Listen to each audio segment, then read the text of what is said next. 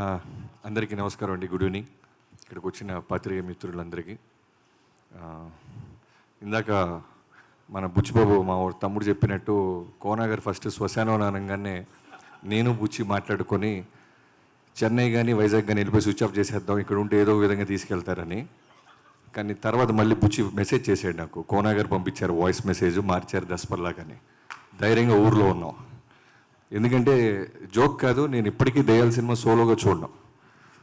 చిన్నప్పుడు మా అక్క ఉండేది, ఆ తర్వాత ఇప్పుడు మా ఆవిడ ఉంటుంది. మొన్న నైట్ బాలబాబు గారిది నైట్ షూట్ చేసి ఇంటికి వచ్చేసరికి ఆత్మలు దెయ్యాల సౌండ్ నిలబడుతుంది. ఏంటి అని చూస్తే పొలిమేర 2 చూస్తుందన్న రాజేష్ అన్న.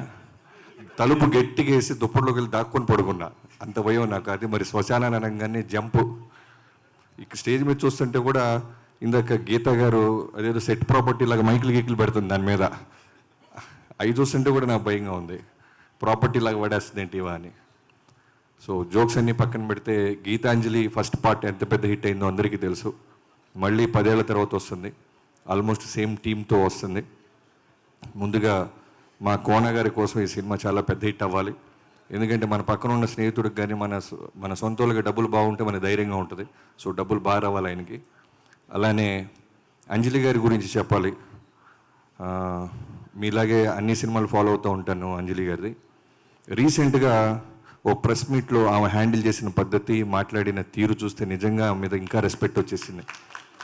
అంటే ఎక్కడ తడబడకుండా చాలా జాగ్రత్తగా, చాలా పొదుపుగా, గుచ్చి జాగ్రత్తగా ఇచ్చిన సమాధానానికి ఇలా కదా మనం సమాధానం చెప్పాలనిపించింది.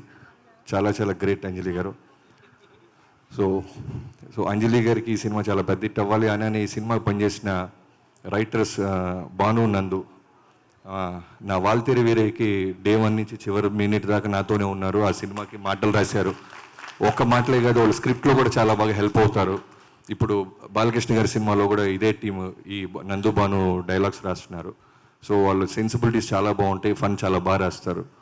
సో ఖచ్చితంగా ఈ సినిమా బాగుంటుంది అనడానికి కోన గారి తర్వాత వీళ్ళిద్దరు పేర్లు చూస్తుంటే కూడా నమ్మకంగా ఉంది.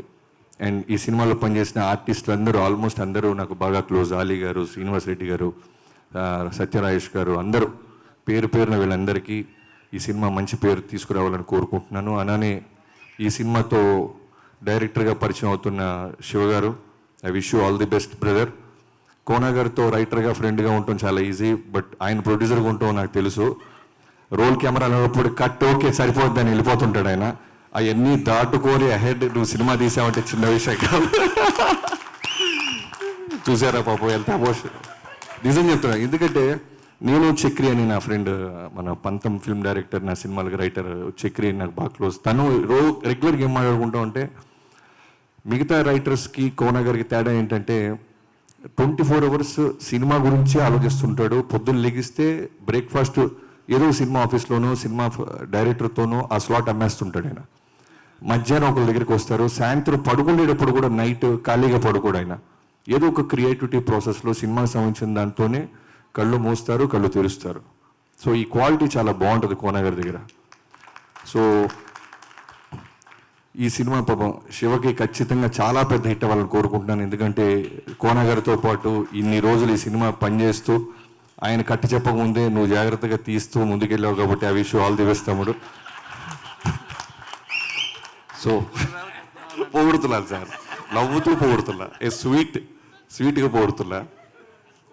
చెప్పానుగా మీతో రైటర్గా స్నేహితుడిగా సూపర్, ప్రొడ్యూసర్గా మాత్రం చాలా జాగ్రత్తగా ఉండాలి.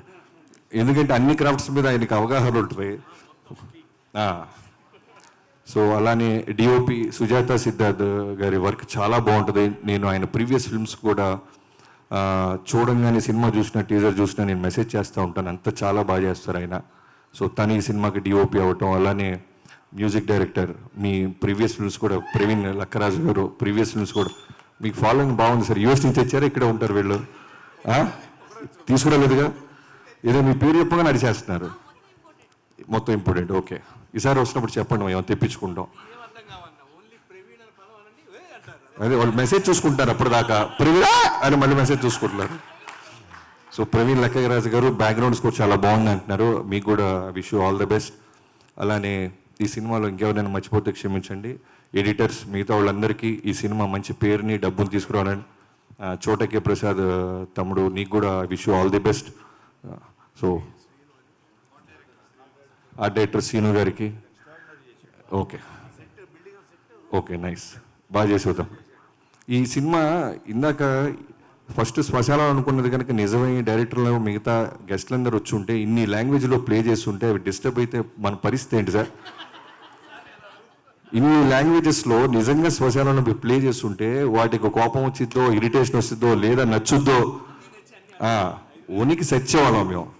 లక్కీగా మా బాధలు అర్థం చేసుకుని అన్ని భాషల ఆత్మలు లేచి ఏదన్నా మీరు లాంగ్వేజ్లో తప్పు చేస్తుంటే మన కరెక్షన్ చెప్పి. సో అందరికీ థ్యాంక్ యూ సో మచ్ అండి ఇక్కడ పిలిచిన. I wish you all the best. ఇక్కడికి వచ్చిన శ్రీ విష్ణు గారు నిజంగా మీ హంబుల్నెస్కి నిజంగా హ్యాట్స్ ఆఫ్. ఎందుకంటే మీ సినిమా రిలీజ్ రోజు ఈ సినిమా వస్తుంటే ఎక్కడ 1% కూడా మీరు నెగిటివ్గా చూడకుండా పాజిటివ్ ఇక్కడ రావటం నిజంగా మీకు హృదయానికి నిజంగా మీ మనస్తత్వానికి హ్యాట్స్ ఆఫ్ అండి. Thank you so much. Thank you Bobby గారు, థ్యాంక్ యూ సో మచ్.